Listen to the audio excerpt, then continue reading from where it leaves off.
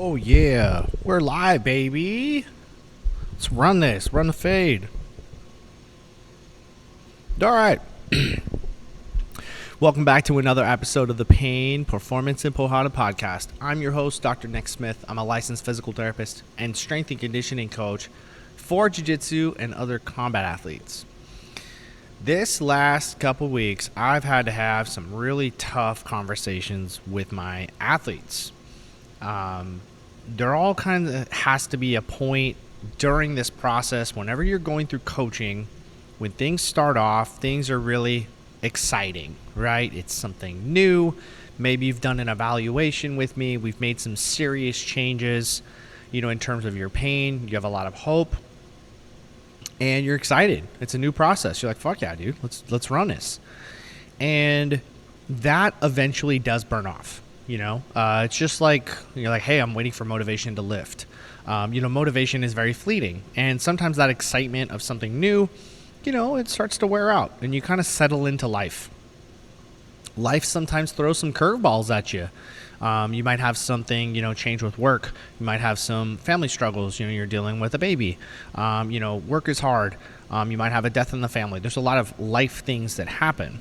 And it's my job as a coach to be able to help you navigate these things and be able to continue to manage your injuries no matter what is going on, whether it's schedule changes, stress, family stuff, no matter what, to be able to support you through that.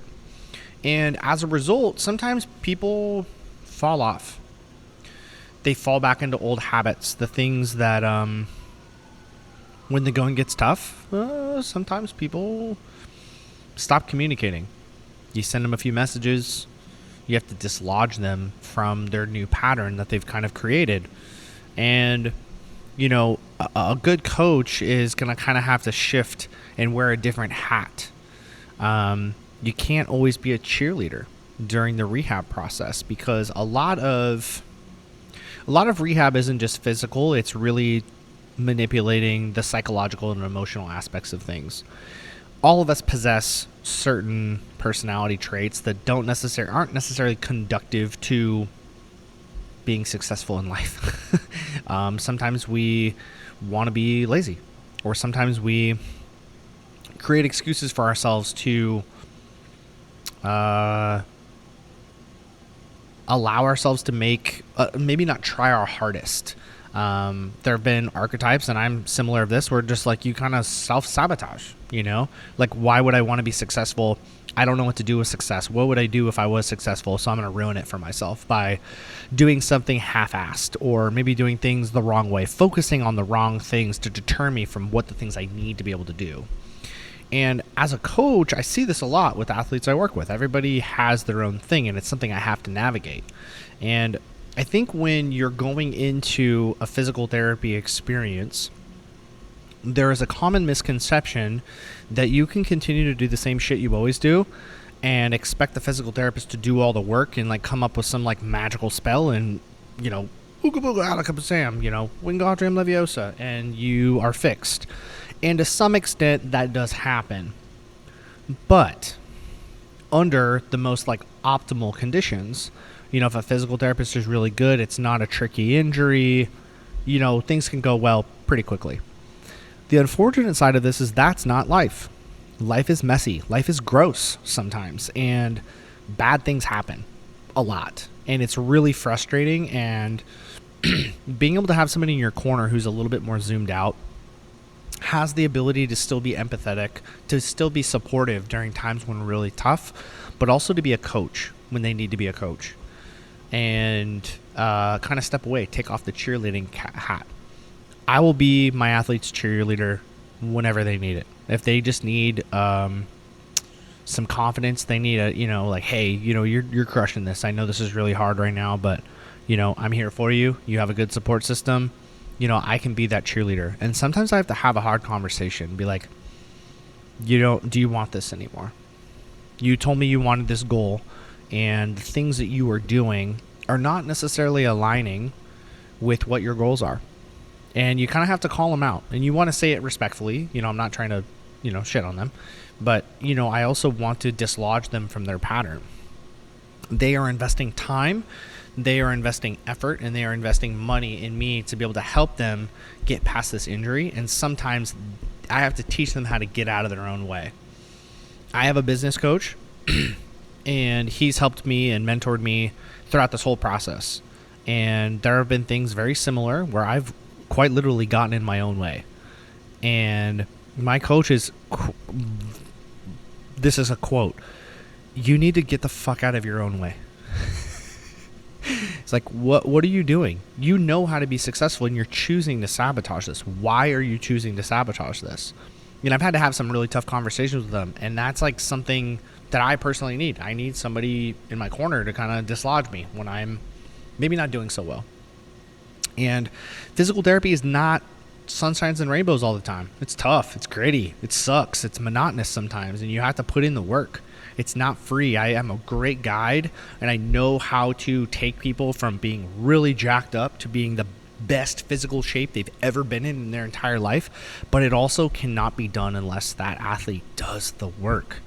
They have to listen. They have to be meticulous. They can't go back and default to the things that they've already been doing for the rest of their lives. If you've been injured for 2 years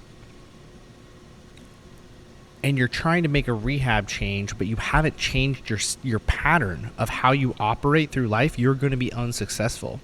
And it's my job as that physical therapist to be able to quite literally dislodge you from your normal way of operating through life.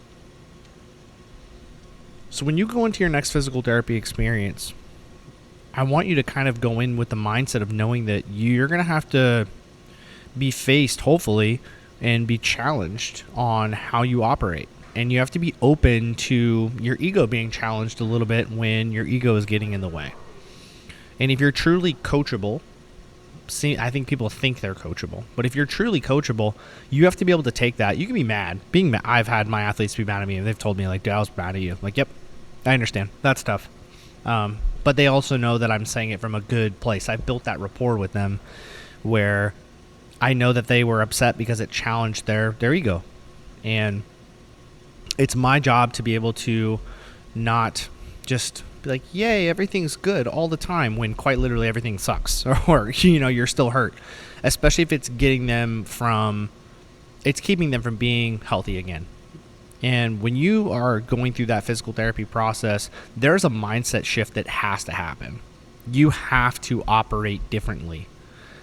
I am in the business of changing your pattern, disrupting your pattern, and completely revolutionizing the way you think and approach your health, the way you treat your body, and the way that you operate in the sport of jiu-jitsu.